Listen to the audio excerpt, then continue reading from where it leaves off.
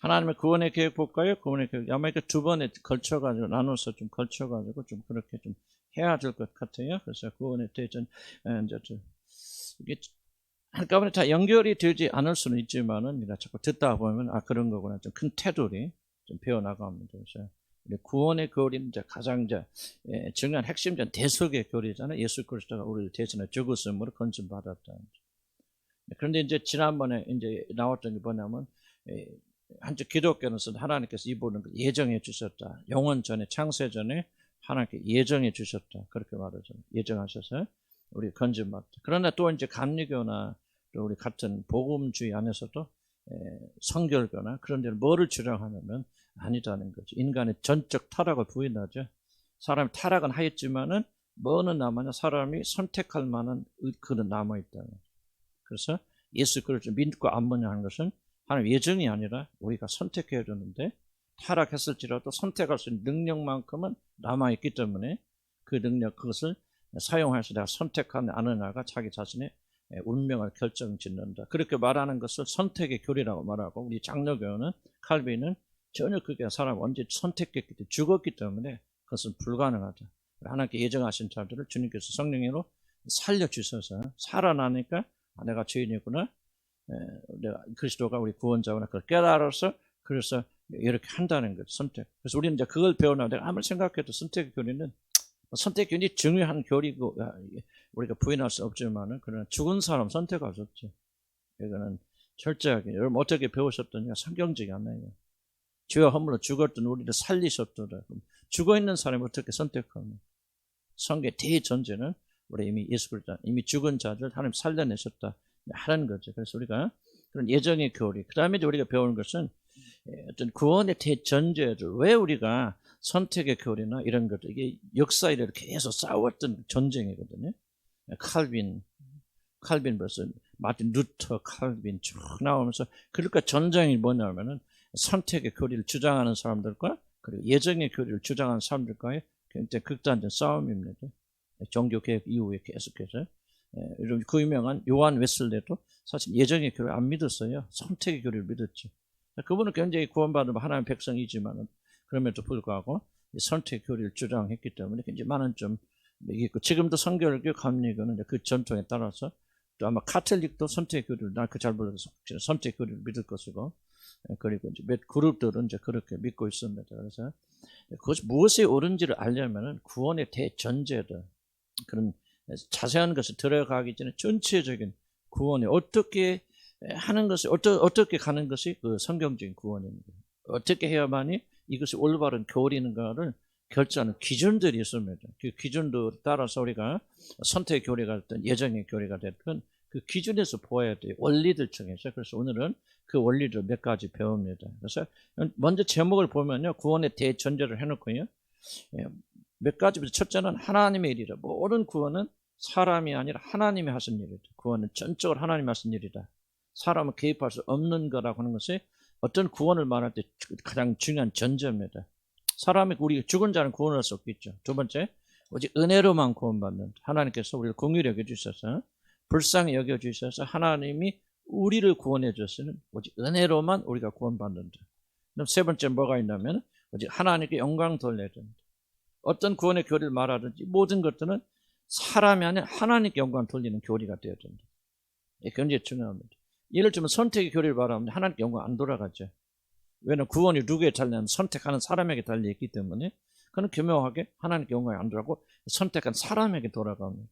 그래서 우리 장로교회가 왜 칼빈이 이 교리를 거부하게 되냐면, 대원칙, 오직 구원의 모든 교리는 하나님께 영광이 되어져야 되는데 하나님께 영광이 돌지 않고 사람에게 된다. 이거 잘못되어진 거예요. 그래서 이제 이런 그 전제들이 있기 때문에 옳고 그런 말하는 거죠. 그럼 네 번째, 세 번째 끝나는 네 번째, 창세전에 세워진 구원의 계획이죠. 모든 구원 계획은 창세전에 영원절 이미 구원 계획은 세워졌다. 그러므로 아담과 이브가 타락하기 전에 어떻게 그를 구원하실까를 결정하시고, 그리고 인간을 창조하셨다는 거죠. 구원의 순서에 관한 중요한 그런 이야기죠. 그 다음에 이제 우리 삼위일체 하나님의 작품, 그래서 우선 네 가지를, 구원의 대전제 네 가지를 좀 우리가 좀 먼저 살필 필요가 있습니다. 왜 이것이 중요하냐면, 이것에 따라서 우리가 주장하고 믿는 교리가 성경적이나 성경적이지 않느냐, 성경적이나 성경적이지 않느냐를 우리가 구분할 수 있는 그런 것이 되어줍니다. 자, 구원의 대전제 1번 봅시다. 모든 교리들 뒤에는 뭐가 있냐? 그 교리를 붙잡은 툴이 있습니다. 가두리 양식장처럼 가둬놓는 교리가 그걸 넘어가면 안 됩니다. 이 틀 안에 있어야만 그 교리가 성경적이 되고 건전하게 돼요. 인간은 뭐야? 자꾸 극단적으로 흐르는 경향이 있잖아요. 이단은 다른 거 아니에요. 이 가두리 안에 있지 않고 나가려고 하니까 이단이에요. 그것부터 생겨나는 거죠. 성경 아니라면 아니야 되는데 나간단 말이에요. 그래서 이렇게 우리가 배우는 교리들을 가두어 두는, 어떻게 설명은 좀 표현이 그렇긴 한데 뭐 그냥 이해하시기 바랍니다. 가두리 양식장처럼 여기 넘어가면 경계선을 그어주는 거죠. 이것을 가리켜 구원의 대전절이라 그렇게 합니다. 그래서 하나님의 진리가 이 울타리 안에 머물도록 도와준다. 굉장히 중요하다. 그렇게 생각이 듭니다. 그래서 이 틀 안에서 교리들을 이해하게 될 때, 여러분 무엇을 추구하든지 항상 이거 해야 됩니다. 이 네 가지 질문 던져야 됩니다. 이 교리의 틀 안에 여러분 있게 되어질 때 여러분이 건전하고 성경이 의도한 대로 참된 교리를 받아들일 수 있는 그런 선. 그래서 구원의 교리에 대한 이해가 여러 가지 잘못된 방향으로 흘러가는 것은 자기 자신이 주장하는 교리들이 구원의 대전제에 관한 이 틀을 적용하지 않기 때문에 그렇다. 적용 않기 때문에. 모든 교리는 균형 있게 잡아야 되는 기본적 전제들에는 어떤 것들이 있는가? 우리가 한번 네 가지를 살펴보기 원합니다. 그러니까 이게 가두리 양식장 생각하면 돼요. 그 안에 거하도록 도와주시는 거예요. 첫 번째, 모든 구원은 하나님의 일이다. 하나님만 하시는 거다. 뭐 그런 걸 지금 그런 게 한 거죠. 기독교의 그 핵심적인 것이 뭐냐면요. 모든 것은 하나님부터 나와서 하나님께 돌아갑니다. 여러분 기억해야 됩니다. 기독교 뭐냐? 하나님부터 나와야 돼요. 그래서 하나님께 돌아가야 돼요. 만유 안에 그가 계시라. 만유를 창조하시고 만유 안에 계시고 모든 것이 다 하나님부터 나왔죠. 창조자로부터 나왔고 그 모든 것들이 다 하나님께 돌아와서 그분께 영광을 돌려야 됩니다. 이게 만유 인류의 법칙화처럼 이 모든 것들이 존재하는 그런 것입니다. 자, 구원이 전적으로 하나님의 은혜의 행위라는 것은 기독교의 구원을 이해하는 절대적인 출발이 됩니다. 다른 종교들처럼 기독교의 구원은 사람이 스스로 하나님을 찾아 이루는 구원을 이루는 구도자 중심의 구원은 종교는 두 가지 있습니다. 첫째는 구도자 중심의 종교가 있고 구원자 중심의 종교가 있습니다. 구도자는 구원이 어디에 있든지 구도자가 구원을 주시는 분 어디에 있든지 그 구원을 창에 찾아가는 거죠. 열심히 찾고 득도하고 불교도 구도자죠. 그래서 깨닫고 카톨릭도 구도자 행하고 뭐하고 그래서 인간이 구원받기 위해서 발버둥쳐서 결국은 진리를 만나서 찾았다. 유레카 그런 식으로 내가 여기서 발견했다. 하나님의 길을 만났다. 그래서 구도자들이 열심히 나가서 그 은혜를 받는 그런 구도자 중심의 그런 구원이 아니란 겁니다. 그래서 하나님께서 죄를 짓고 자신을 떠난 자를 먼저 찾아오시는 구원. 이걸 이해하지 못하면 기독교 구원을 이해하지 못합니다. 기독교 구원의 핵심 그리고 하나님의 사랑의 핵심 어디가 있느냐. 죄와 허물에 죽어서 아무것도 하지 못하고 죄만 짓고 하나님과 원수가 되었던 자들을 하나님이 먼저 찾아오셔서 구원하시는 구원자 중심의 구원관이 기독교 구원의 핵심적인 기도입니다. 이걸 이해하지 못해요. 이걸 벗어나게 되면 이제 모든 초점이 사람에게 맞춰지고 사람의 영광에 돌아가게 되어집니다. 이러면 육아복음에 등장하는 많은 애들이 있죠. 예를 들면 이른 양 한 마리를 찾기 위해서 목자가 99마리를 벗어나 뭐 합니까? 구도자. 아니 구원자 하나님께서 길 잃고 죄를 짓고 죽어가는 한 사람을 구원하시기 위해서 하나님이 이렇게 모든 걸 다 버리시고 내려오셨다는 거죠. 그걸 지금 이 비유에서 가르쳐 주지 않습니까? 동전 코인 잃어버렸다. 그 사람이 계속 쓸면서 찾으니까 잔치할줄 뭐예요? 찾는 자죠. 그래서 구원은 전부 뭐냐? 하나님께서 죄 있는 우리를 찾아주셨기 때문에 구원받은 거예요. 무슨 말 이해가시죠? 여러분 스스로 나 혼자 하나님 믿어야 되겠네 이렇게 살면 안 되겠지. 지옥까지 스스로 깨달아서 열심히 여기 정규 다녀보고 뭐 그렇게 생각이 들지 모르지만 그렇게 여러분 구도해서 그렇게 찾아서 하나님 만나는 게 아니에요. 하나님이 찾아오시게 이게 기독 핵심이에요. 정말 이게 얼마나 놀랍고 풍성한지 모릅니다. 여러분 복음을 믿으면 변하지 말라도 변하죠. 변할 수밖에 없죠. 여러분 그런 하나님 앞에서 우리가 어떻게 겸손하지 않을 수 있습니까? 이게 몰라서 교만한 거 아니에요. 하나님께서 나를 구원하기 위해서 찾아오셨단 말이에요. 근데 여러분 그런 하나님의 은혜를 우리가 모르고 우리가 막 선택하고 결정하고 뭐 해서 우리가 해야죠. 전부 우리에 대해 초점을 맞춘다는 것은 정말 하나님을 모독하는 거예요. 나는 그들도 구원 받을 수 있겠고 그렇겠지만 나는 좀 그렇게 표현하고 싶어요. 하나님을 모독하는 행위입니다. 요한 예슬레 같은 사람이 그렇게 하나님의 깊은 걸 체험했다 할지라도 나는 이 부분에 있어서 요한 예슬레는 절대 하나님의 놀라운 은혜를 모독한 사람이 좀 표현이 좀 그렇다. 좀 그렇게 말하는 것도 어폐가 있겠지만 좀 이건 단순한 게 아니고 굉장히 심각한 겁니다. 기독교는 철저히 우리가 아니에요. 우리가 죄인 되었을 때, 죄인 된 사람이 어떻게 찾아갑니까? 우리가 죽었을 때, 하나님과 원수 되었을 때, 하나님께 기약대로 자기 아들을 십자가에 못 박았으면 우리 죄를 사하시고 구원하셨다. 전부 구원은 우리 행위와 상관이 없는 거예요. 그분이 우리를 찾아오세요. 그분이 역사하세요. 여러분이 잘나서 하나님 믿었습니까? 노력해서? 그런 생각 눈꽃만짝 있으니까 교만한 거지. 안 그래? 있으니까 잘난 척 하는 거지. 안 그래? 없으면 우리가 진짜 그렇게 생각하면요. 잘난 척 안 해줍니다. 겸손해질 수밖에 없는 거죠. 그래서 복음을 우리가 배워야 되고 복음을 이해해야 돼요.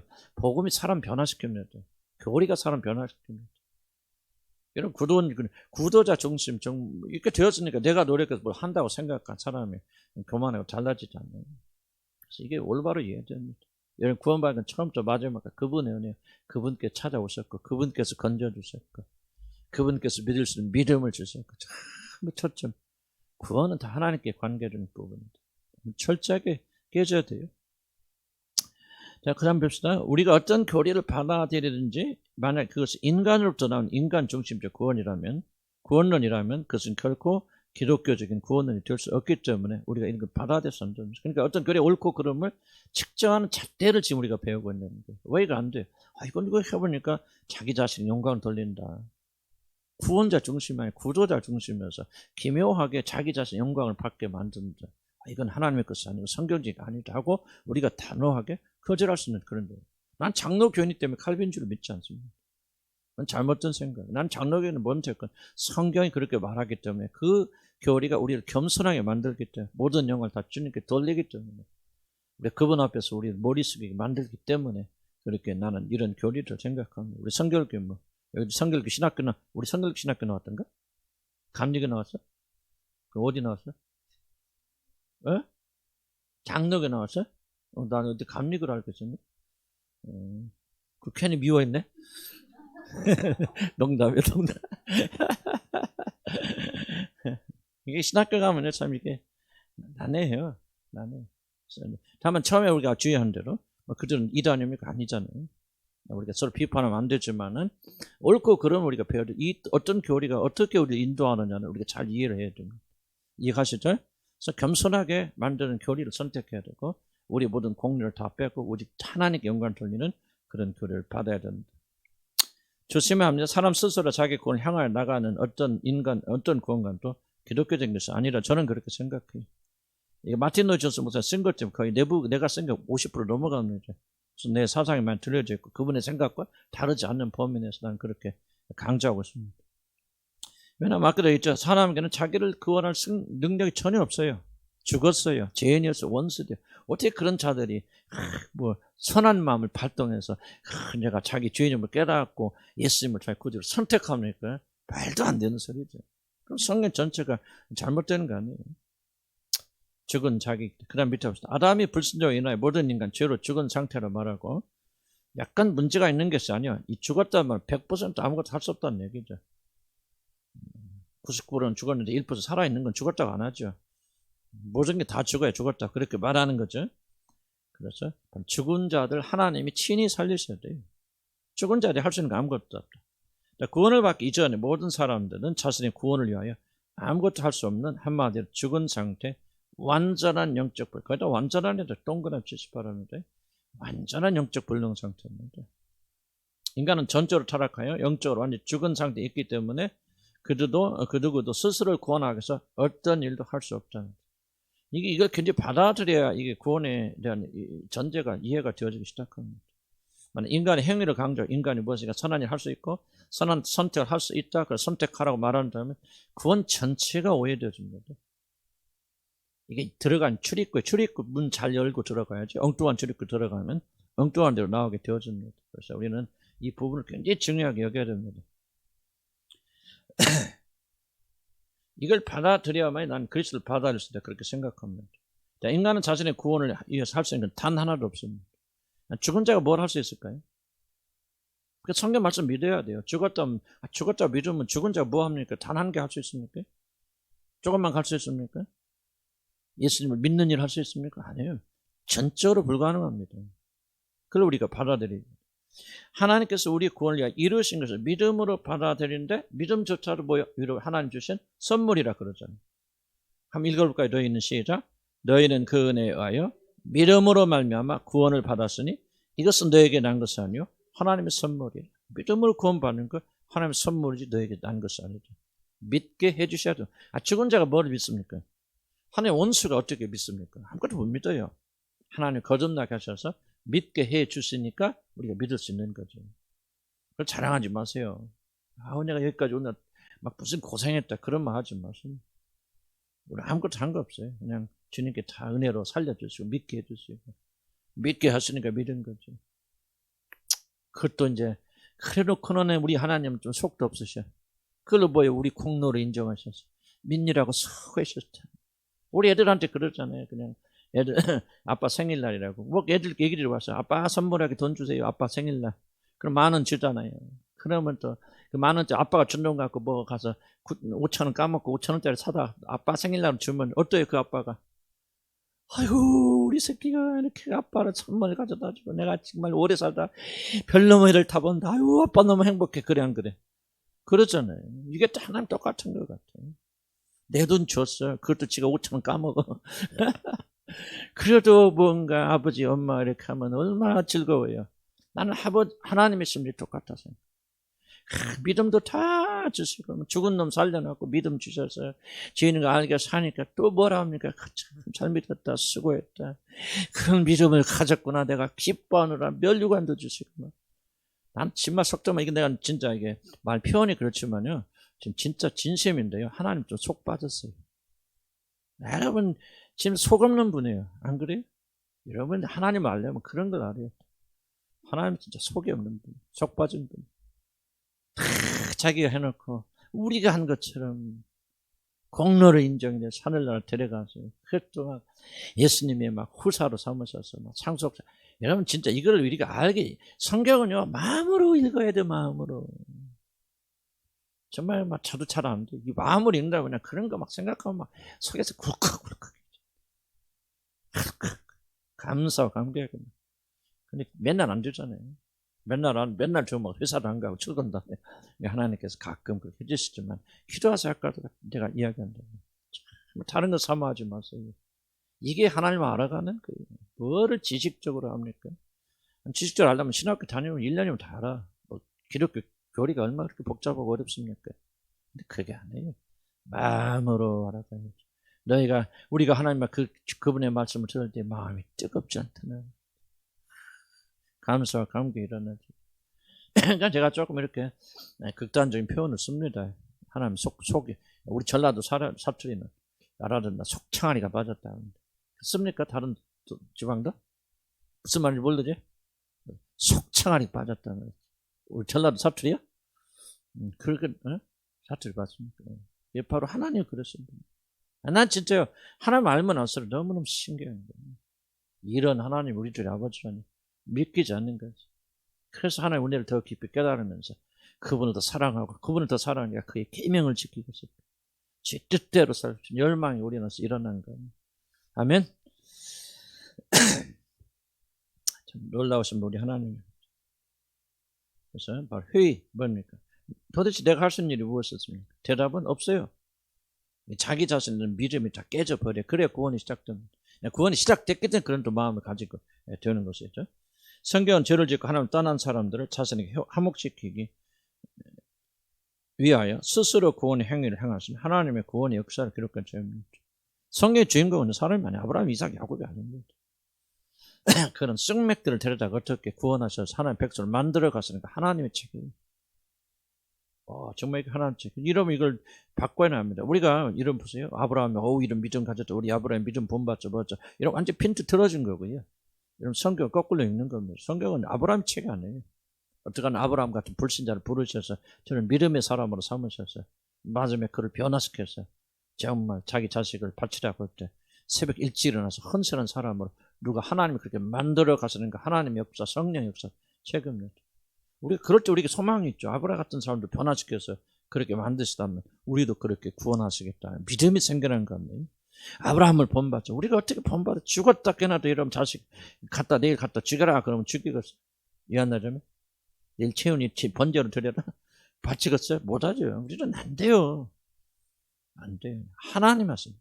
그러니까 그래서 부작천인 와서 어떻게 구원받을 수 있겠어요? 부자들. 그때 예수님 뭐라 합니까? 사람으로서는 하지 못하되 하나님으로서는 하지 못하려. 하나 그잖아요. 부작천인 보세요. 돈 다 바쳐라, 물질 바쳐라. 안 되는 거예요. 안 되죠. 그렇게 주님 사랑하고 뭐 율법이 있고 예수님도 그걸 사랑했다고 그러잖아요. 그럼 못하잖아요. 근데 뭐라고 말합니까? 사람으로부터는 하나님 하시느냐. 그 다음 바로 이어지는 스토리가 누구 스토리라죠? 삭개오 스토리입니다. 그게 뭐예요? 삭개오 보세요. 예수를 만나자마자 합니까? 내가 토색한 것은 네 배를 갖고 내 전 재산의 반절을 내놓고 예수님 하지도 않았어요. 말도 안 했잖아요. 너 삭개오 나를 따르고 넌 재산을 다 팔아서 가난한 자에게 나눠주고 그리고 나를 따르라. 안 하잖아요. 안 하는데 삭개오가 차발해서 뭐합니까? 내 전 재산의 반절을 가난한 자에게 나눠주고. 야. 그리고 나는 사람에게 토색한 거 있으면 네 배나 갚아주고. 그럼 그 사람이 어떻게 돈 벌어서? 세무서장 맨날 토색하고 도둑질해서 벌어. 그럼 재산 다 없어. 거짓했대요. 삭개오는. 그럼 누가 그렇게 막 했습니까? 말씀하세요. 사람으로부터 하나님이 하세요. 진짜 놀라운 거 아니에요. 놀라운 거. 그러니까 주님의 사랑 알면요. 사람 변화되는 게 기독교 핵심입니다. 윤리와 도덕이 아니에요. 그래서 하나님의 역사를 기록한 책, 하나님 어떻게 우리 같은 죄인들을 불러서 이렇게 변화시켜 나가는 게 참 여러분 자신 보면 신기하잖아. 진짜 하나님 사랑의 증거가 어디 갔어? 그렇죠? 진짜 우리 자신에게 나도 보면 진짜 하나하나 우리 교인들 보면 다 신앙 간증하시는 그런 자들 하나님께 변화시켜 주시는 조금 덜 변화된 사람도 있죠. 그러나 꾸준히 기도하면은 주님께서 반드시 변화시켜 주십니다. 좀 이사야서 63장 5절 한번 읽어보게. 참 신기한 책이에요. 이해하기 좀 어려운 부분인데 이런 말씀 기록된. 한번 읽어볼까요? 시작. 내가 본즉 도와주는 자도 없고 붙들어주는 자도 없으므로 이상하게 여겨 내 팔이 나를 구원하며 내 분이 나를 붙들었으며. 좀 이게 참 이해하기 어려운 부분입니다. 하나님 심판에 대한 그런 부분이기도 하지만 나는 구원에 대한 부분이다 생각이 되어집니다. 아무도 도와주는 자 없고. 그러니까 이게 좀 이해하기 쉽지 않아요. 그러나 나는 그렇게 이해합니다. 인간 아무도 건지고 도와주고 구원할 수 없는 사람 하나님께 스스로 나셔서 일어나셔서 구원하시는 스스로를 구원하시듯이 그런 놀라운 구원의 메시지가 이 안에 담겨져 있다. 구원은요 하나님께서 하시는 일이에요. 그래서 우리는 겸손해야 되고 그 다음에 소망 가질 수 있어요. 이런 자신을 너무 낙심하지 마세요. 구원은 내가 이룬다고 생각하면 낙담할 수밖에 없죠. 그죠? 정말 이런 자신은 실망돼 안 돼요. 굉장히 실망되죠. 왜 그럴까? 이것밖에 안 되는. 그럼 낭망하면 주저앉잖아요. 그런데 뭐를 봐? 구원은 내 것이 아니에요. 하나님 하시는 일이에요. 하나님께서 그렇게 하시겠구나. 만들어 가시겠구나 하고 구원의 소망을 여호와 이스라엘 하나님께 주게 될 때 그분께서 우리 그렇게 만들어 가시지 않습니까? 여러분 한번 보세요. 내가 봐도 정말 신기합니다. 한 사람 보면 정말 신기합니다. 어떻게 이 사람들이 여기까지 왔을까? 뭐 했을까? 이거는 하나님 하신 일이죠. 몰라서 나는 사람이 한 일 아니야 생각. 이런 뭐 노력해서 교회 와서 뭐 기도한다 쭈그리고 앉아 갔지만 그거 했다고 하나님 말도 안 되는 소리. 잊어버리시고 모든 것이 다 구원은 하나님의 손에 있고 그래서 우리는 소망 잃지 말고 믿음 가지고 전진하면은 우리는 반드시 됩니다. 자, 스스로의 힘으로 하나님 찾아갈 수 없기 때문에 하나님께 인간 찾아 구원하실 방법에는 인간 구원의 길이 없다는 그런 뜻입니다. 구원이란 이러한 하나님의 은혜에 자신의 모든 운명을 맡기는 거죠. 순종은 다른 거죠. 그냥 그분께 맡기는 거죠. 하라는 대로 가는 거죠. 그러므로 사람이 자신의 구원을 위하여 무엇인가 할 수 있다는 것처럼 말함으로써 하나님께 마땅히 돌아갈 영광을 가르치는 모든 교리는 반드시 나는 거부되어야 된다. 저는 그렇게 생각합니다. 두 번째, 오직 은혜로만. 비슷한 얘기입니다. 사실 뭐 그렇게 다르진 않아요. 그러나 하나님의 구원의 역사는 인간의 모든 실패와 배반에도 불구하고 그들을 끝까지 찾아 회복시키는 하나님의 사랑의 역사입니다. 이걸 여러분 뭐를 봐야 되나? 하나님 끈질겨.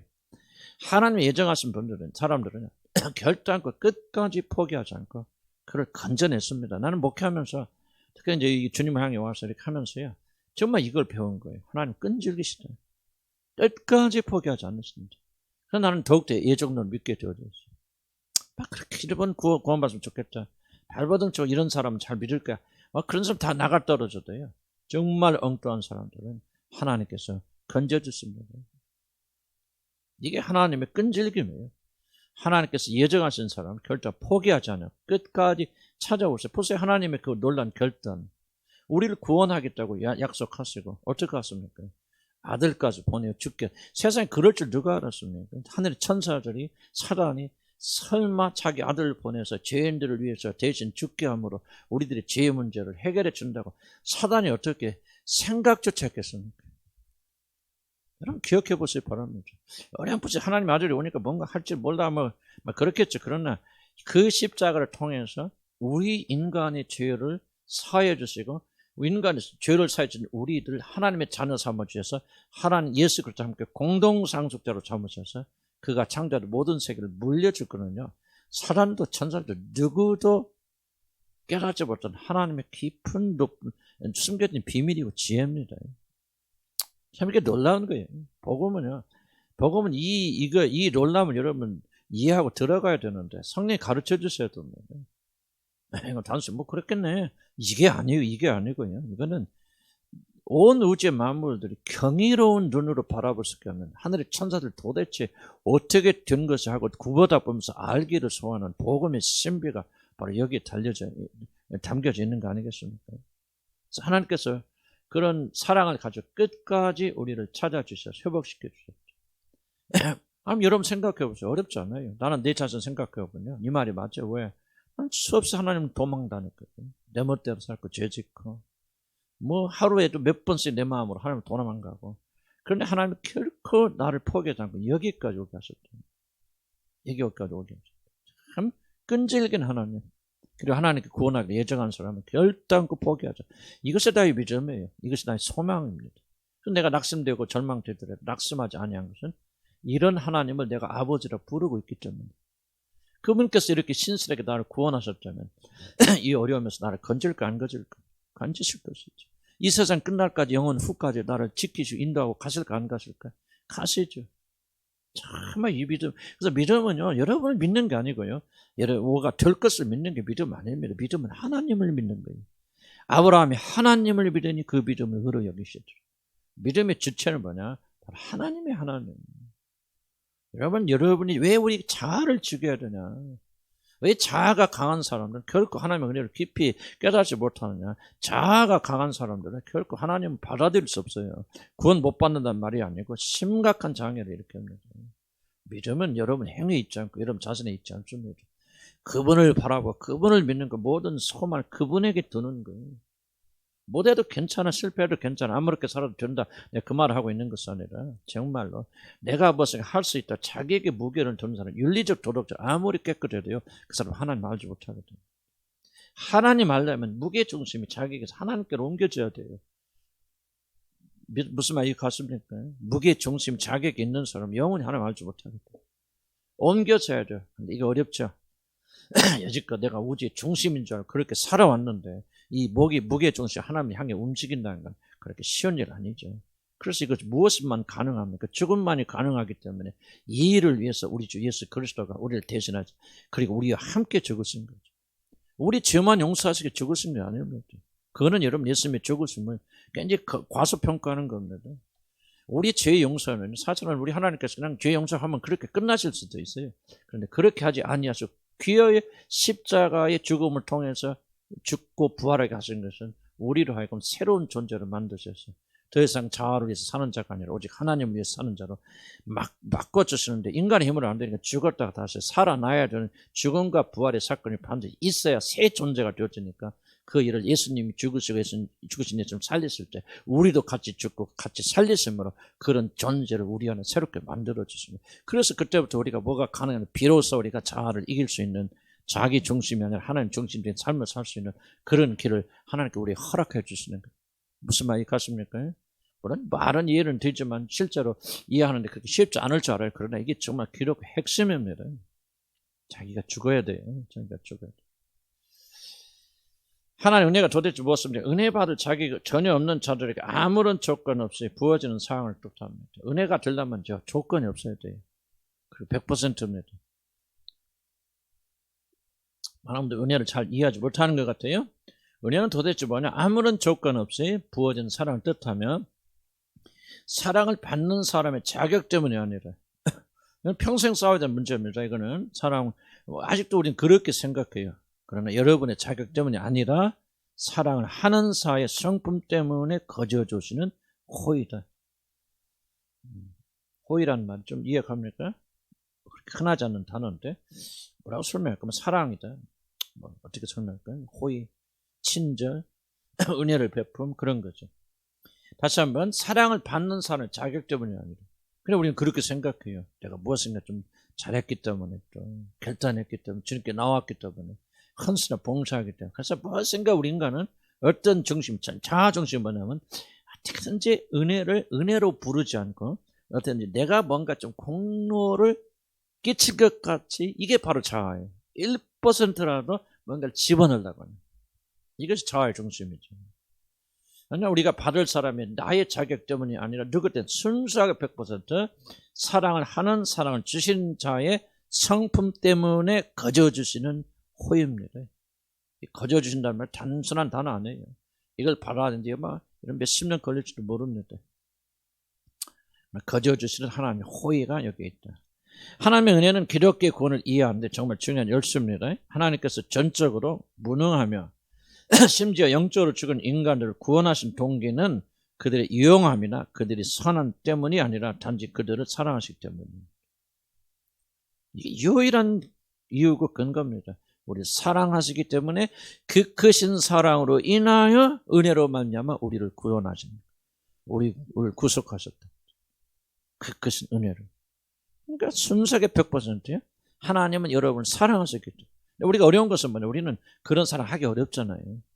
그러니까 좀 내가 누군가를 사랑하면은 헌신적인 사랑을 한다고 하지만 헌신적 사랑할 때 뭔가 내가 기쁨이 오잖아. 내가 이런 헌신적인 사랑을 하는구나. 뭔가 내게 돌아오는 것이 있다면 하나님은 돌아오는 게 없죠. 순수하게 100% 사랑하기 때문에 주시는 거죠. 우리 어떤 그런 자격적 요건이 있기 때문에 합니다. 죄인들을 사랑하신 이유는 뭐냐? 그들이 소유한 어떤 자기는 장점 때문이야. 난 이거 없애는데 수십 년 지금도 아직도 남아있죠. 100% 남았다나 다 도망갈 때 거짓말 못할 것 같아. 그러니까 내 마음속에 뭔가 그래도 내가 죄는 짓긴 졌지만 그래도 그래도 이렇게 이런 식으로 내가 그래도 좀 깨끗한 삶을 살라고 좀 발버둥 쳐왔고. 이게 별의별 그 변명들 많이 하는데 다 그게 뭐냐면은 하나님이 100% 은혜로 내가 구원받다는 걸 거절하는 말이에요. 그 말. 그러니까 우리가 하나님 은혜를 깨달으면요, 이 머리를 들 수가 없어요. 1%라는 말을 쓸 수가 없어요. 진짜 내가 은혜로 구원받다 말하면요, 단 1%도 내 공로를 주장할 수가 없어요. 그런데 뭔가 이게 또 나오잖아, 자기 자랑이. 나는 그래요. 정말 이게 얼마나 끈질긴지 몰라요. 얼마나 끈질긴지 몰라요. 이걸 날마다 쳐서 굴복시켜야만 해요. 참된 은혜를 받고 있으니까 말을 이해하지 못해서 그런 것이 아니라 여기는 말들을 받아들이는 데 있어서는 결단코 이게 쉬운 것은 아니에요. 성령의 역사 그리고 그리스도와 함께 죽는 죽으심 이런 것들 우리가 이루어져야만 은혜를 받을 수 있다. 그래야 구원 받는다 그 말이 아니에요. 그렇게 구원받을 수 아무도 없지. 그러니까 구원시켜 주시고 하나님 성령까지 보내주시고 이제 역으로 이 작업을 거꾸로 해두르시는 이게 오랜 세월 걸립니다. 그러나 이제 여러분이 어느 정도 가서 정말 나는 100% 은혜로 구원받아 이렇게 믿고 받아들이기 시작하면 여러분 삶은 굉장히 변화가 일어날 수 있다 생각이 듭니다. 하나님은 사랑하시기 때문에 우리 죄인들을 긍휼히 여기시고 그리고 우리들의 무자격에도 불구하고 하나님은 우리를 사랑하셔 구원하십니다. 바로 이것이 은혜이고 하나님의 넘치는 은혜 때문에 죄인들을 구원받을 수 있습니다. 바로 이것이 기독교 구원의 중요한 기준 오직 은혜로만 우리가 구원받는다는 거죠. 하나님께서 은혜로 우리를 구원하신 이유는 인간은 은혜로 구원받는 것 외에는 구원받을 다른 방법이 없는 절대적 영적 무능력자 한마디로 죽은 자들 때문입니다. 하나님께서 다른 방송 하려고 해도 할 수가 없어요. 왜? 죽은 사람이잖아요. 죽은 사람은 100% 여부의 능력과 여부의 도움으로 살려내는 것 외에는 방법이 없어요. 죽은 사람이 할 수 있는 거 0.0001% 할 수 있으면 죽은 사람 없어요. 그래서 우리가 이거 굉장히 중요해요. 칼빈의 교리 중에 핵심이 뭐냐면 전적 타락의 교리예요. 감리교 선교가 안 믿습니다. 전적 타락의 교리 안 믿어요. 전적 타락의 교리를 믿으면 선택할 수 없죠. 그냥 받아들이고 그냥 구원도 믿음도 한 주신 선물이고 그냥 모든 것 다 구원이 하나님의 손에 이룰 때 그걸 주장할 수밖에 없죠. 그래서 전적 타락의 교리를 안 받아들입니다.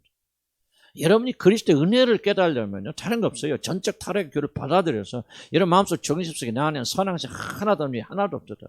모든 죄 다 치우쳤다 한 가지 죄를 범하고 그런 로마서 3장 23절부터 쭉 나오는 그런 거죠. 이게 바로 나라는 사실을 뼈저리 깨달아야 돼요. 은혜를 받은 바울은 뭐라고 합니까? 내가 죄인 중에 괴수라고 말하죠. 여러분 그냥 겸손하게 표현적인 의미로 한 거 아니에요. 사도 바울은 은혜를 알기 때문에 어떻게 자기 구원 받았는가를 뼈저리게 그는 느끼고 발견했기 때문에 아 내가 구원 받는데 단 1%도 나한테 선한 것이 없었구나. 나는 은혜로 구원받았구나. 그러니까 뭐요? 나는 죄인 중에 가장 험악한 괴수였다. 그렇게 말합니다. 참 이런 말을 하기 어려워요. 말은 할 수 있겠지만 정말 마음의 정심 속에 내가 죄인 중에 괴수였다. 아니 남편하고 싸울 수 있을 거예요? 남편이 핍박한다고 해서 그 남편을 여러분이 비판하고 판단할 수 있습니까? 안 되죠. 아니 그 사람 도둑놈이 나는 도둑놈인데. 그럼 많은 시비가 종식됩니다. 안 그럴까요? 여러분 진짜 이 교리 믿어보시고 이 믿음 와서 많은 시비가 여러분 정식됩니다. 다른 사람 여러분 섭섭한데 왜 이렇게 섭섭한가요? 한번 생각해 보세요. 여러분 직장에서 누가 뭐 여러분에게 제대로 대접을 못 해준다 또 뭐 남편이 또 아내가 그런데 왜 그렇게 섭섭합니까? 어저께 우리 이현승 목사님 생일이라고 케이크를 우리 은혜가 만들어줘서 1년에 한두 번 먹으면 얼마나 맛있어. 또 은혜가 만드는 건 난 세계 제일 만드는 것 같아. 근데 우리 집사람이 이렇게 잘라주는데 나는 조금 잘라주는 거야. 얼마나 섭섭한지. 농담 같지만 순간적으로라도 좀 삐쳤어 내가. 무슨 얘기 같지만 나는 그거 보면서 인간 안에 뭐가 있는가 다시 한번 생각해봤어. 이게 인간이잖아. 왜 그렇게 왜 섭섭합니까? 나는 그래도 우리 집에 가장이 난데 그렇고 생각 안 한 거지. 예를 들자면 제가 확장시켜면 내가 이렇게 먹고 살도록 내가 뭐 주님 한 게 거기서 빡세게 이래갖고 월급 받았으면 내가 했는데 그것 좀 모르고 나를 하니까 우습게 하는 거야 뭐 하는 거야 그렇지. 그런 마음이 있었을까. 좀 확장적으로 말하면 그럴 수도 있고 이게 뭔가 그러니까 인간의 마음속에는 측정할 수 없는 많은 깊은 것들이 흐르고 있다는 얘기예요. 그래서 우리가 은혜로 구원받는다. 정말 이해하기 어려운 겁니다. 쉽게 생각하지 마세요. 나는요 복음을 알면 알수록 복음같이 어려운 것이 없다고 생각합니다. 쉽게 내가 복음을 아는 것 나도 과하게 떠들고 다녔는데 나는 가면 가서 난 복음 모르겠어요. 내가 은혜로 구원받는다. 난 갈수록 모르겠지. 왜 이런 자세한 부분을 알게 되어주면 내 안에는 은혜가 아니라 자기 자랑, 주장, 자기 권리 무엇인가 내걸 주장하게 되는 그런 거로 가득 차있는 존재를 나는 깨닫게 되거든. 그래서 우리가 이제 성령께서 우리를 공유히 여겨주셔서 이렇게 흘러가면서 아 나는 정말 은혜가 필요한 죄인이구나. 내 마음속에 그런 조그만 제가 운이라고 하는 소리지만 그런 마음들 이런 것들 정말 이게 도대체 뭐를 우리에게 말하고 있는가. 우리는 은혜가 아니면 살 수 없는 존재들이에요.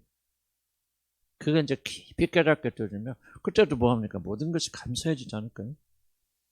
뭐 그렇게 섭섭합니까? 여러분 보세요. 뭐 직장에서 여러분 직장 상사가 여러분 푸대접 했다. 왜 그렇게 섭섭합니까? 전제는 뭐냐? 난 이렇게 푸대접 받을 사람 아니에요. 이게 지금 들어있거든요. 마땅히 종인데 종한테 주인이 뭐합니까? 섭섭하지 않죠. 그런데 섭섭하고 분노하는 것은요. 나는 여기 있는 사람이 왜 니들이 나를 이렇게 푸대접하지? 목사도 마찬가지, 교회도 마찬가지, 똑같은 거 아니에요? 뭐를 모릅니까?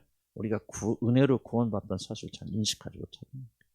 저와 여러분 죄와함으로 죽었어요. 원수 되었을 때 은혜로 구원받았어요. 믿음 아멘 하시 바랍니다. 이것이 우리의 골수에 차고 들어와야 돼요. 우리 마음에 심령을 주장해서 내가 침을 뱉어도 마땅히 여기였지. 왼쪽 때려 오른쪽 돌렸다는 매일 당하고만 살아나 그 말하고 있는 거 아니에요. 때로는 일어날 때 필요하겠죠. 그러나 우리 근본적으로는 그런 겸손한 마음을 가지고 살아야 되는데 이것이 교리를 깨달을 때 내가 정말 하나님의 은혜를 구원받던 사실 깊이 깨닫게 될 때 우리 안에서 자연적으로 일어나야 되지. 그런 목적으로 하는 것은 불가능하다 저는 그렇게 생각이 되어집니다.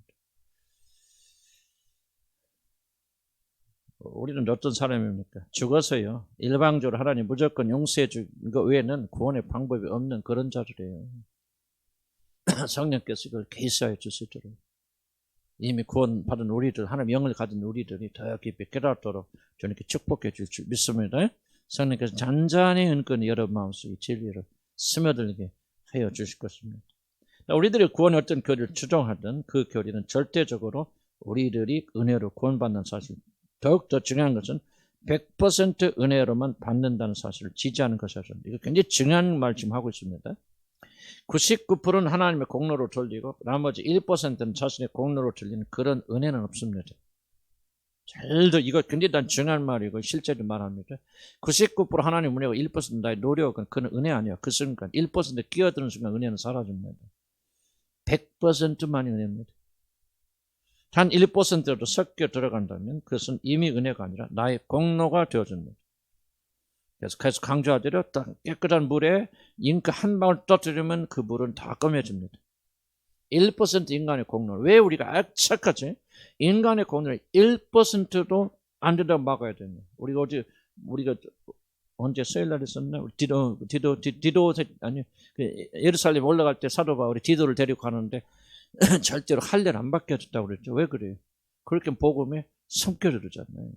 예수는 믿는데 믿어야 되고 예수님 우리 구원자 그러나 율법도 지켜야 돼. 그러면 예수의 죽으심은 없어져 버립니다. 1% 하기 99%를 파괴합니다. 그래서 우리는 결단코요. 눈꽃만 쳐도 인간의 영광이 스며드는 그 어떤 것도 우리 아주 정오하는 마음을 가지고 배격하고 거절해야 됩니다. 그래서 나는 선택의 교를 믿지 않습니다. 1% 선택하고 99%는 하나님 은혜다? 그거는 사람이 뭔지를 몰라서 그래. 죄가 뭔지 모르기 때문에 그런 소리 하는 1%가 99%를 다 장악해버립니다. 이게 죄의 위력이에요. 100% 은혜 아니면 100% 인간의 공로입니다. 그래서 은혜를 100% 은혜로 받지 않는 사람들은 100% 여러분의 공로를 주장하고 있는 거죠. 3번 봅시다. 오직 하나님께 영광. 자, 에베소서 2장 8절 9절 같이 읽어볼까? 시작. 너희가 그 은혜를 인하여 믿음으로 말미암아 구원을 얻었나니 이것이 너희에게서 난 것이 아니요 하나님의 선물이나 행위에서 난 것이 아니니 이는 누구든지 자랑하지 못하게 함이니라. 하나님께서 은혜로 우리를 구원하시는 또 다른 이유는 우리들이 자신의 구원에 대하여 스스로 자랑하지 못하게 하려 했습니다. 그렇게 구원이 구도자 중심이 아니라 전적으로 구원하시는 하나님의 손에 달린 핵심적인 이유는 인간의 무능력과 함께 하나님의 영광과 깊은 관련이 있습니다. 인간의 무능력과 함께 하나님의 영광. 자, 인간 구원을 통하여 이루시려는 최종적인 목적은 우리들이 장차 입게 될 영광이 아닙니다. 이거 중요합니다. 비록 우리들이 하나님 자녀가 되고 면류관을 쓰고 그러지만 다시 한번 인간은 구원을 통해서 이루시려는 최종적 목적은 여러분의 영광이 아닙니다. 만약 여러분이 그것에 초점 맞춰 있고 우리가 하늘나라 들어가서 어떻게 살고 하는 것이 여러분 그것이 초점이란 여러분 한참 여러분 핀트에서 틀어진 것입니다. 무엇이 목적입니까? 타락으로 인하여 손상된 하나님의 영광이 회복되고 그 구원의 과정을 통해 하나님의 영광이 모든 우주에 가득 차게 되는 것, 바로 이것이 인간 구원에서 가장 중요한 일입니다. 이건 굉장히 우리가 실수하기 싫습니다.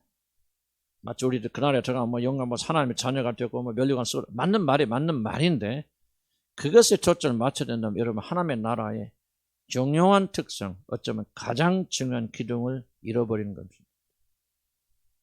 구원은 여러분 영광 받는 게 아니에요. 하나님 영광 받으시는 거죠.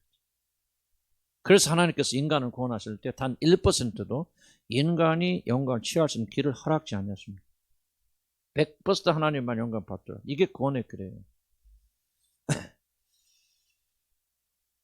이런 중요성 때문에 구원에 가는 어떤 교리도 결국 인간 자체의 영광이 돌아가는 것이 되어서는 안 됩니다. 이런 교리 미워해야 됩니다. 난 그 선택 교리 미워합니다. 이러한 말에 반감이 생긴다면 그렇게 하나님이 다 어떻게 하십니까? 인간도 할 수 있게. 그런 반감이 생긴다면은 여기 있죠. 이미 여러분의 신학은 하나님 중심이 아니라 사람 중심, 인간 중심이 되어버렸다. 이러면 죄송합니다. 제가 주목해 보세요. 지금 이게 굉장히 중요한 말들을 하고 있거든요. 여러분 지금 1번, 2번, 3번, 4번 이렇게 하고 있는데 이 내용들이 여러분 마음에 부딪히고 거스린다면 여러분은 사람 중심적인 신학에 서 있는 사람들입니다. 구원 못 받았다 그렇게 말하기는 좀 어렵고요. 다만 여러분들은 하나님 1번을 중요한 사람들이 아니에요. 여러분 자신 1번을 중요한 사람들. 이게 무너지고 하나님 중심적인 사람이 좋을 때요. 이런 말같이 영광스러운 말이 없습니다. 이런 말같이 기쁘고 즐거운 말이 없고요. 내가 하나도 영광을 돌아주고 오직 하나님만 영광 받으신다는 말이에요. 그렇게 우리가 위로가 되고 기쁨이 되고 소망이 되는 말이 없습니다. 이게 바로 이게 시점에 여러분이 하나님의 구원받지 못하는 구원받는 시점, 그리고 여러분들이 어떤 하나님 자녀가 된 시점이 뭐냐, 뭐를 알 수 있습니까? 여러분 이걸 알 수 있어요. 설교할 때 왜 하나님 영광 말하고 여러분 죄에 대해서 말하면 그렇게 별로 안 좋아합니까? 여러분이 막 건강하고 막 축복받고 그럼 왜 그렇게 힘 생깁니까? 그런 것을 듣기를 원하신다면 나는 여러분이 단호하게 하나님 믿음 안에 서 있는 자들이 아니라 사람 안에 서 있는 자들이라 그렇게 말할 수밖에 없죠. 이거는 가르칠 필요 없어요. 경계선입니다. 사망에서 생명으로 옮겼느니라. 뭐라 합니까? 멸망의 나라에서 사랑의 아들의 나라로 이미 옮겨졌느니라. 그럼 여러분 옮겨졌다는 증거가 무엇입니까? 더 이상 자기 자신의 영광은 추구하지 않습니다. 물론 100% 그렇지 않다 나 그런 말을 하고 있는 것이 아니라 기본적으로 이런 다른 존재가 되어져서 여러분 내 영광이 아니라 하나님의 영광, 하나님의 이름이 높임받고 하나님의 존귀받고. 저 보세요. 우리가 막 죽어서 막 하늘나라 가서 면류관 쓰고 그것이 아니라 우리 구원의 궁극적 목표는 하나님의 영광 받는 것이다. 그때 우리 속사람은 영은요 감격해야 돼요. 이게 바로 여러분 안에 하나님의 영이 거한다는 증거입니다. 이게 바로 여러분 하나님 자녀가 되는 증거가 아닙니까? 물론 뭐 처음부터 100% 될 수는 없지만 적어도 현에는 가지지 못한 약간 싹이라도 이런 게 점점 타여나서 이게 자라나가야 돼요. 그래서 점점 뭐하기 시작하면 그러니까 나는 별까 내가 참된 구원 받고 난 다음부터 정말 싫어지는 게 뭐냐, 사람이 나 칭찬하는 거 굉장히 싫어요. 난 진심으로 싫습니다. 나 듣기 싫어요. 나 존경한다 뭐한다 그런 사람 없지만 그렇게 하는 거 나는 정말 싫어요. 입 간절해요. 나는 원치 않아요. 그걸 듣게. 왜 나는 진심으로 그런 사람이 되어졌을까? 내가 훌륭해서 그런 게 아니에요. 나는 거듭나서 하나님 자녀가 되어졌고 하나님 영이 내 안에 있기 때문에 나의 초점은 이제 내 자신에서 하나님께로 기울어 가 있어요. 이미. 하루아침에 되는 거 아니겠죠. 그런데 어떻게 여러분들이 하나님의 영광에 여러분의 영광을 구하는 사람이 되어집니까? 안 돼요. 불가능합니다. 그거는. 지금 여러분이 믿음이 있다 없다를 떠나서 적어도 우리가 가는 방향을 잘 이해를 하셔야 됩니다. 여러분 하나님의 자녀고 성령이 여러분에 계셨고 여러분 사망에서 생명으로 옮겨졌고 멸망의 나라에서 하나님의 나라 아들의 나라 옮겨졌다 하면 여러분 안에서 뭐가 일어납니까? 하나님의 영광을 내 영광보다 크게 여기는 사람이 되어줄 거예요. 그리고 내가 높임 받는 것보다 하나님 높임 받는 것 더 기뻐하잖아요. 그래서 사도 바울이 뭐라 합니까? 나는 내 연약함 위에는 자랑할 것이 없다. 왜 그래요? 내 연약함 때문에 주님의 강함이 드러나기 때문에 나는 내가 자랑할 수 딱 하나 있다 보다 내 연약함, 넘어짐, 부서짐 아무것도 아닌 이거를 자랑한단 말이에요. 그런 연약함 때문에 주님의 영광이 드러나는 계기가 되어지니까 나는 그것을 기쁘고 즐거워한다. 이게 뭐예요? 이게 구원받은 사람들입니다.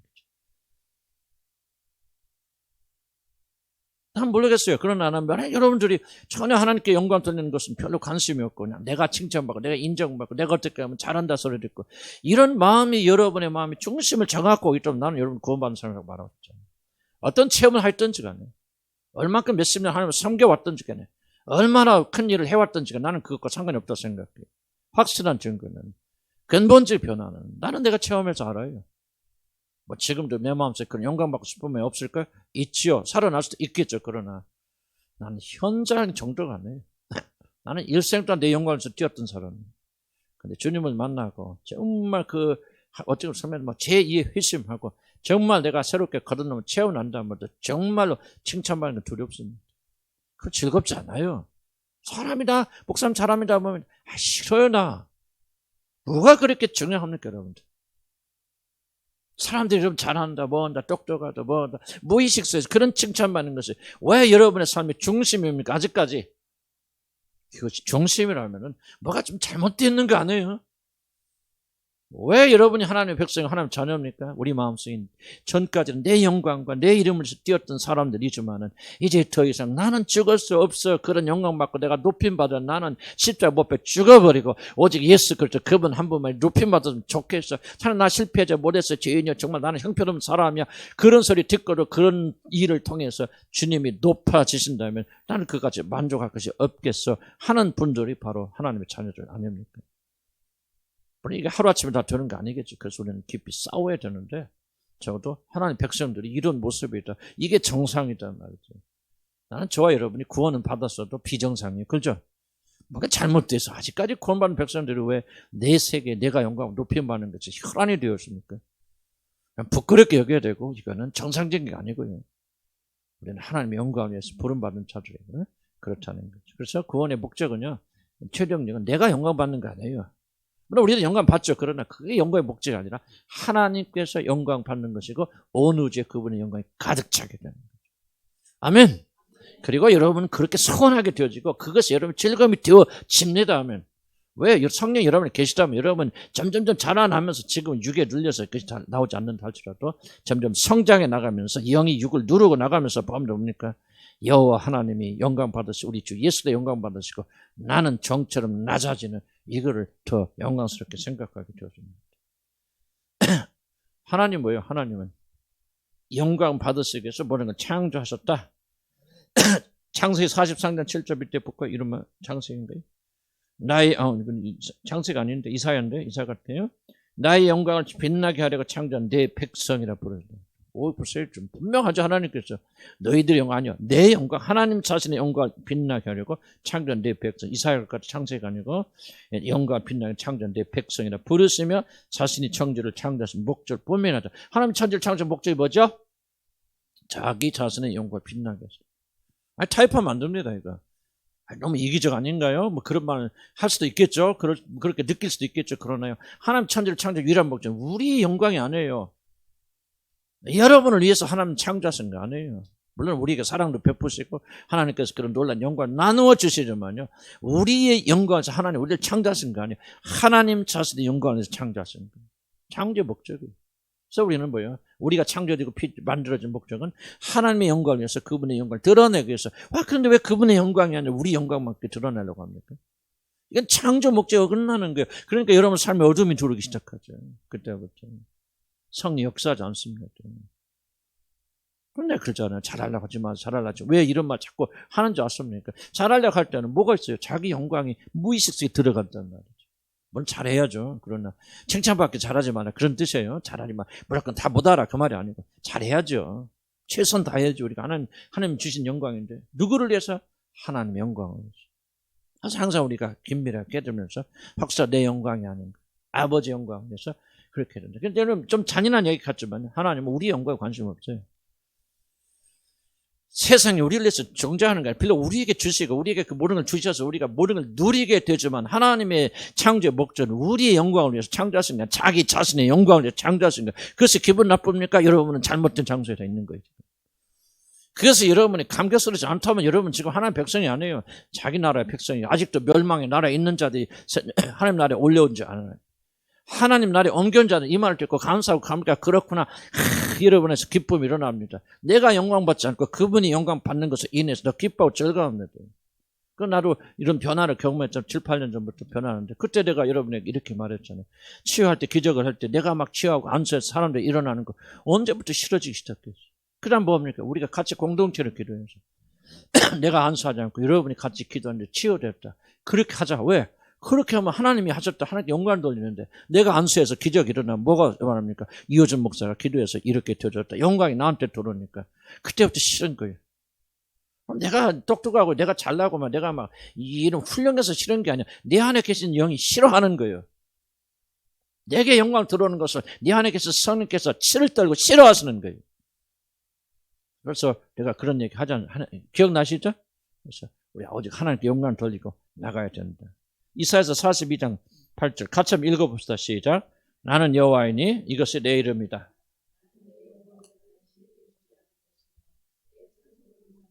보세요. 자기 영광 누구에게도 어떤 신에게도 나눠주지 않을 것을 다른 우상이 너희 절하고 엎드려서 그 영광을 돌리고 나는 원치 아니한다. 우리 타락전 본성 안에서는 하나님께서 영광 돌리는 말이 매우 거슬리게 들지 모릅니다. 그러나 이웃은 하나님 영광을 가득 찰 때 비로소 정상이 됩니다. 하나님 영광이 생명이에요. 그러면 하나님 영광을 가득 잡은 온 우주는 정말 생기를 가지게 되고 생명이 있게 되고 비로소 정상으로 돌아갑니다. 한마디로 세상이 엉망이 된 이유는 인간이 죄로 인해서 하나님의 영광이 이 세상에 떠나갔기 때문입니다. 그 영광이 다시 되돌아와야 돼요. 여호와께서 다시 되돌아오셔서 좌정하셔야만 영광이 세상에 올바로 되어줍니다.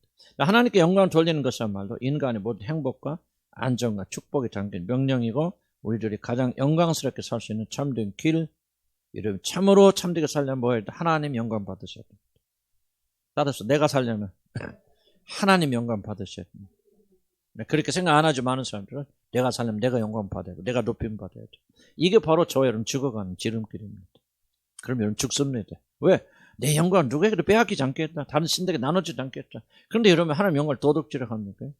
이런 이스라엘 백성은 뭐 여러보다 죽죠? 법궤 여러보다 다 죽잖아요. 법궤에 보면 하나님 영광이 담긴 거예요. 하나님 영광을 도둑질을 하는 자는 다 죽습니다. 그때 보세요. 다 얼마나 흉측하게 망해가는지. 우리 교회 뭐 유명한 교회 목사를 보세요. 어떻게 흉측하게 끝을 장식하는. 왜? 다 하나님 영광을 도둑질해 먹기 때문에. 하나님께 돌아갈 이름들을 다 자기에게 돌려서 내가 붙인 하나님처럼. 옛날에 얘기했죠. 순복음교회. 나 거기 다녔으니까 할 말이죠. 예수님하고 조영기 목사 싸우면 누가 이깁니까?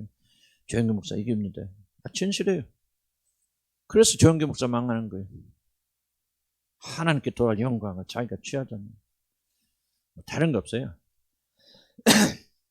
저와 여러분이라고 뭐 이렇게 안 죽을 것 같습니까? 왜 그렇게 영광 받으려 노력하세요? 그러지 마세요. 하나님께 영광을 돌리는 것이 일말로 인간의 모든 행복과 안정과 축복이 담긴 명령이고 우리들이 가장 영광스럽게 살 수 있는 참된 길입니다. 그렇게 여호와 하나님께 영광을 돌리지 않는 것은 곧 그를 전면적으로 부인하는 것이다. 이것은 어리석게도 자신이 생명의 줄을 스스로 끊는 것과 같다라고 그렇게 좀 더 내려옵시다. 그래서 시편 기자를 이렇게 고백하자. 정말 지혜로운 기입니다. 그래서 시편 115편 1절에 이렇게 하는데 한번 같이 읽을 시작. 여호와의 영광을 우리에게 돌리지 마옵소서. 우리에게 돌리지 마옵소서. 오직 주는 인자하시고 진실하심으로 주의 이름에만 영광을 돌리시옵소서. 왜 시편 기자가 이렇게 기도합니까? 우리는 뭐예요? 지금 솔직히 우리에게 영광을 돌려주시옵소서. 우리에게 영광을 주시옵소서. 우리를 높여주시고 우리를 다른 사람보다 뛰어나게 하시고 우리 자녀들이 성공하게 하시고 전부 영광 달라고 하잖아요. 근데 왜 시편 기자는 우리에게 영광을 돌리지 마. 주어라도 우리에게 영광을 돌리지 마옵소서. 왜 그래? 주는 인자하시고 진실하심으로 주의 이름에 영광을 돌리지 마시옵소서. 인자하니까 우리에게 또 영광 좀 돌려주셔야 할 거 아니에요? 근데 왜 인자하신 것과 우리 이름에 영광을 돌리지 않는 것과 무슨 관련이 있습니까? 인자하시니까 우리가 하나님 영광을 도둑질해서 죽는 것을 막아달라 그 말입니다. 그게 하나님 인자란 말이에요. 여러분 하나님 무서운지 알아야 돼요. 하나님 영광을 이해하기 시작하면 나는 잘 몰라요. 그런데 하나님 영광을 이해하면 두려움밖에 안 남습니다.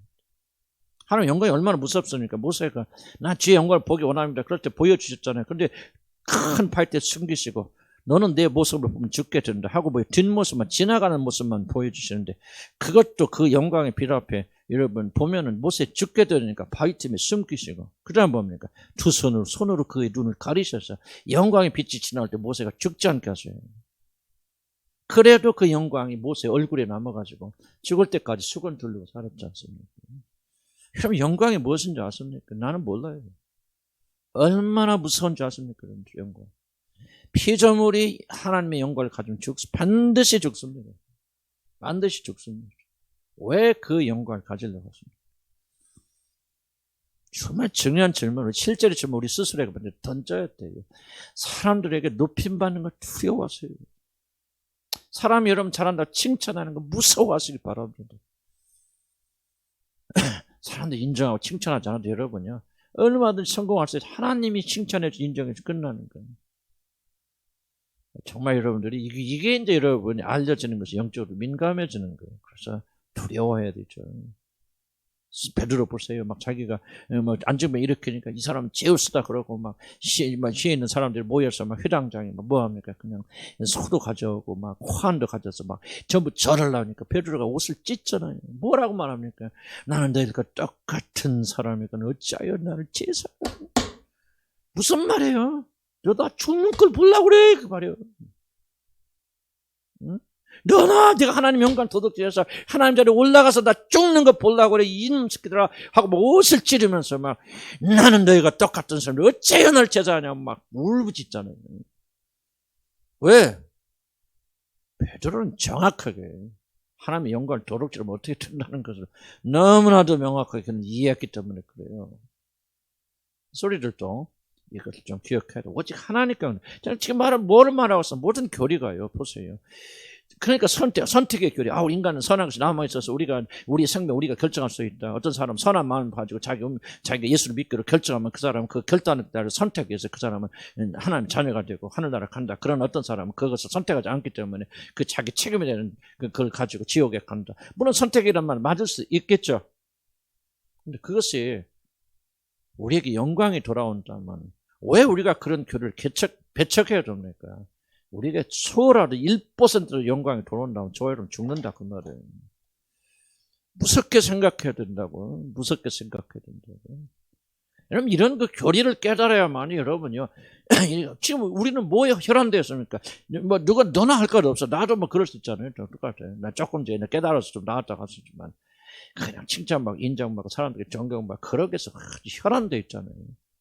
여러분 완전히 꼭 그렇다는 거 아니고 그럴 수 있고 과거에 그렇게 살았잖아요. 왜 그걸 무섭고 두렵게 여겨야 되나? 믿음의 선진들이 그 두려움을 알고 있었던 사람이 어떻게 살았느냐? 악착같이 자기에게 영광 돌아온 것을 막았다 그 말이죠. 영광 받으려고 그렇게 한 것이 아니고 그리고 고난을 선택해서 고난을 받으면 서로 보세요. 그리스도 예수의 교회에 남은 고난을 내 몸에 채우려 하노라 자원에서 고난 받잖아요. 자원에서 고난 받잖아요. 그러니까 우리가 이런 교훈을 잘 받아서 하나님께만 영광 돌리는 교훈. 그래서 나는 왜 예정의 교를 믿느냐. 예정의 교를 믿으면요. 단 하나도 1% 우리에게 영광 돌아올 거 없어요. 아니 죽은 우리들 하나님 다 구원해서 믿음까지도 선물해 주셔서 내가 잘할 것이 뭐가 있어요. 잘할 거 없잖아요. 모든 것 주님께 영광 돌려가니까. 나는 왜 장로교 칼빈의 교를 신봉하냐면요. 칼빈의 교리는 정말 여기 말하면 하나님 우리 인간에게 돌아선 일말의 영광도 남겨두지 않아요. 칼빈은 그렇게 살았죠. 칼빈처럼 제네바에 가면 칼빈의 묘라고 칼빈의 묘가 어딘지 잘 모릅니다. 왜? 칼빈이 이렇게 말해서 난 죽을 때 평장 그냥 공동묘지 갖다 볼 때 절대 비석에 내 이름 새기지 마라. 나 같은 죄인 하나님께 돌아가는데 다른 사람들이 내 무덤에 와서 나를 기념할까 두렵대. 칼빈의 묘는 없어요. 칼빈 어디 제네바 어디 붙여 있지만은 그는 어디 붙여있는지 모릅니다. 칼빈의 묘는 없어요.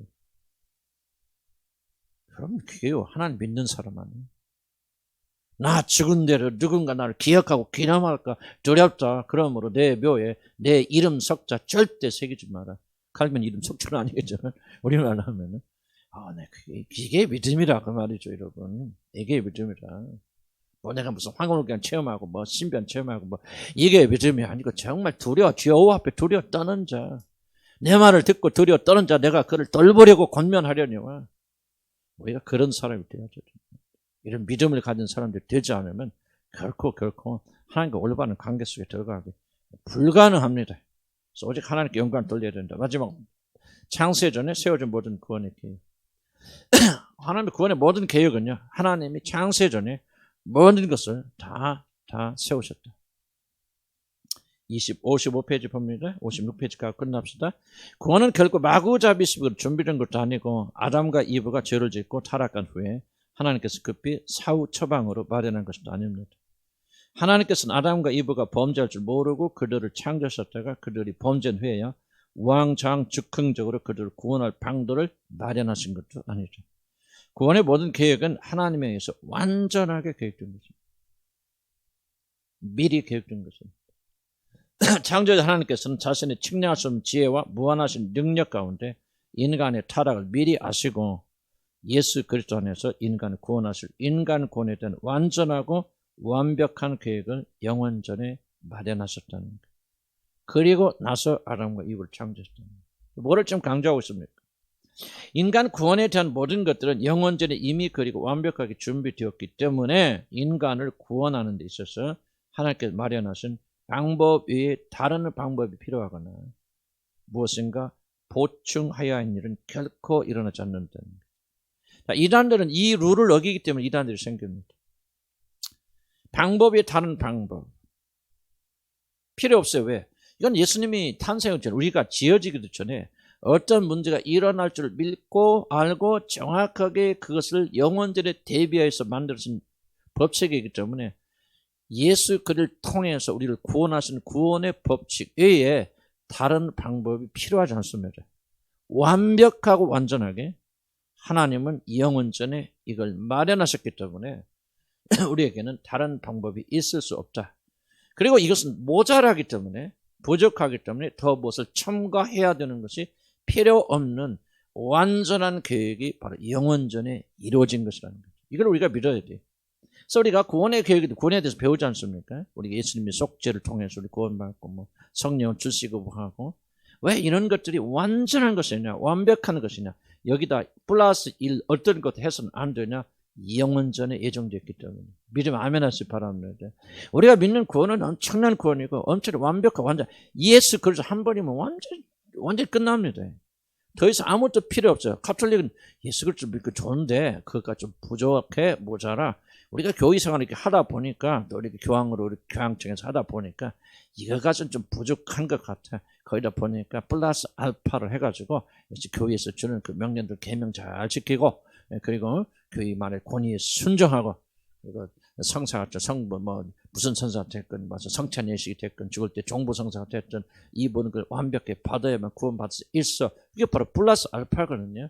이 플러스 알파를 찾는 이유가 무엇입니까? 뭐를 받아들이지 않기 때문에 우리의 구원의 모든 계획은 영원전에 완전하고 완벽하게 예비되어서 거기에 더할 것.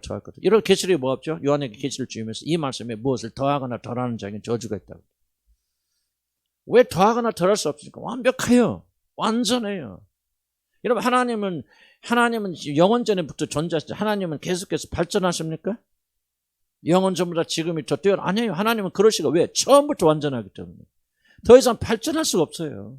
처음부터 완전해요. 처음부터 완벽해요. 이 영원전부터 하나님께 우리에게 주신 구원의 모든 계획은 완전하고 완벽해요. 그래서 예수 그리스도 믿는 믿음 하나면 여러분 충분히 어떤 사람이 됐건 어떤 시대가 됐건 어떤 형편이 됐든 그 사람은 그 믿음 하나로 구원받는데 완전하게 구원받고 거기다 플러스 어떤 알파를 할 필요가 전혀 없는 거예요. 그리고 예수님 믿는 것만 안 되겠다. 뭐 21세기 어떻게 뭐 그런 믿음으로 구원받으신 하고 21세기는 또 다른 방식으로 천만의 말씀. 구원은 완전하고 완벽하다. 예수 한 번이면 여러분이 완전한 구원을 받는다 하는 것을 여기서 강조하고 있는 것이죠. 왜 이걸 해야 되냐? 그리스도의 십자가에 무엇인가 사람 자꾸 더 하려고 그런다. 가톨릭 거기서 나오고 여러 가지 다른 종교들이 거기서 나오게 된다. 하나님의 구원을 잘 이해하지 못할 때 우리는 복음에 할려 율법을 지키는 자 이것이 우리에게 영향을 주죠. 여러분도 영향 받고 있죠. 왜 여러분 구원을 받았는데 기쁨이 없고 감격이 없습니까? 플러스 앞에 걸렸기 때문입니다. 그래서 우리가 배우는 거예요. 가톨릭만 문제가 있는 거예요. 우리도 우리 무의식에 뭐였죠? 이거 내가 이렇게 신앙생활 잘 못하는데 이제 그 전에 완전히 구원 받았다고 합시다. 새로운 존재가 되었다고 해요. 아니 구원 받는데 이제 살아가면서 우리가 또 죄도 지을 수도 있고 실패할 수도 있죠. 그리고 이제 보면 내가 정말 믿음도 없는데 어떻게 나 같은 것이 구원받을 수 물론 구원에 대한 염려는 할 수 있겠죠. 그러나 결론은 우리가 항상 글쎄 은혜 안에 내가 있다는 걸 하면서 다시 감사하고 감격하는데 이것은 아니고 이런 지속적으로 뭔가 기쁨이 없고 즐거움이 없다는 것은 뭐야? 뭔가 좀 모자란 게 있다는 거예요. 예수를 믿는 믿음으로만은 내가 온전히 구원받는 확신이 없기 때문에 플러스 알파를 했는데 요 알파가 흔들려. 그러니까 이런 구원의 확신이 없고 구원의 확신이 없으니까 기쁨과 감격이 없는 거죠. 그럼 무엇을 믿지 않기 때문에 여러분이 받은 구원은 완전한 완벽, 영원전에 예정되었고 연응전에 완성되었기 때문에 누구든지 성경에 가르치는 대로 예수를 믿고 받아들이기만 하면 우리의 행위가 아니라 오직 이 믿음으로 구원받고 이 구원은 완전한 것이다. 확고한 믿음에 서 있지 않기 때문에. 우리가 뭐 죄를 지으면 또 확신을 흔들 수도 있겠죠. 그러나 그런 믿음의 부족 때문에 우리 기뻐하고 즐거워하지 못하는 거예요. 그래서 우리는 뭐를 생각해야 됩니까? 나는 부족해도 실패할 수 있어도 우리 예수님을 통해서 하나님이 구원하신 놀라운 구원의 방식은 완전하고 완벽하단 말이죠. 그 믿음이 강해질수록 그리스도 예수 안에서 여러분이 자유가 일어나고 해방이 일어나고 그리고 감사와 감격이 있죠. 그러니까 더 주님을 사랑하게 되어지고 그러니까 그 사랑 때문에 주의 계명대로 살고 싶은 마음이 더욱더 일어나게 된다 우리 안에. 우리들도 똑같은 지금 함정에 빠져 있을 수도 있다는 거죠. 무슨 말 이해가시죠? 그래서 우리는 자꾸 이걸 배워서 예수를 믿는 믿음으로 구원받는다는 이 구원의 거리가 얼마나 놀라운 것이 완전하고 완벽한 것인가. 그러면서 우리 안에 구원의 깊은 확신이 일어나게 되어지는 거예요. 자, 그런데 거꾸로 봅시다. 예수님이 하나님께서 아담과 이브가 범죄할 줄 몰랐어. 정말 다 해서 만들어놨던 이놈들이 어느 날 범죄해서 큰일 났다. 나는 이 사람들이 죄 지을 줄 몰랐는데 이렇게 죄 지어서 내가 어떻게 하지 하고 그냥 머리를 굴려서 우리 구원을 만드신 게 아니에요. 사후 약방만이 아니에요. 일이 터진 다음에 그런 것이 아니에요. 하나님께서는 아담과 이브가 범죄하기 전에 그들이 범죄를 다 미리 아시고 그 모든 해결책을 완전히 준비해 놓으시고 예수 그리스도 안에서 우리를 구원해 주실 걸 영원전에 결정하시고 그리고 그 기회를 통해서 우리에게 하늘에 속한 모든 신령한 은혜를 다 주시기로 하나님이 예정하시고 그리고 나서 하나님께 우리를 창조하셨어요. 그러니까 우리가 바른 구원이 얼마나 완전하고 완벽한 구원입니까? 믿으면 아멘 하시기 바랍니다. 아멘. 그래서 우리는 흔들리면 안 된다. 완전한 구원이라. 왜? 영원전에 만들어졌기 때문에. 여기까지 합시다.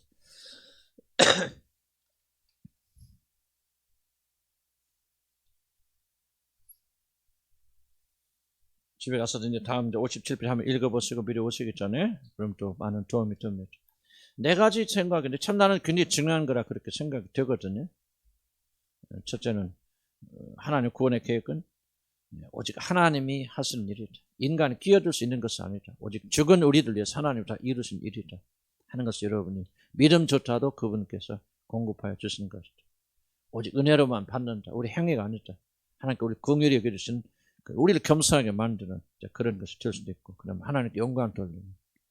그럼 네 번째로 우리 금방 아는 대로 창세전에 세워진 구원 계획이다. 우리 시간에 기도할 것은 이렇게 기도합니다. 몇 가지만 제목으로 기도합시다.